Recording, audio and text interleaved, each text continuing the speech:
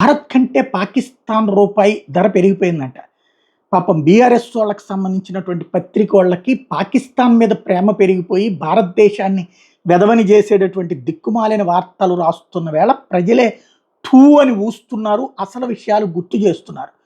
ఆహ్, ఒకసారి వాస్తవాలు చూస్తే డాలర్‌తో మన రూపాయి మారక విలువ ఇప్పుడు అంటే ప్రెజెంట్ రూ.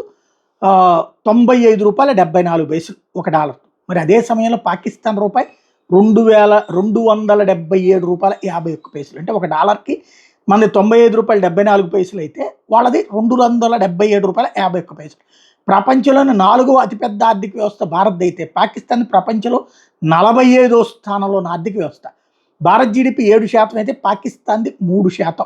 ఏ విధంగా చూసినా భారత్ కనీసం పోటీలో కాదు కదా, సమీప దూరంలో కూడా పాకిస్తాన్ లేదు. అసలు మనకి పాకిస్తాన్ ఏ రకంగా పోటీ కూడా కాదు.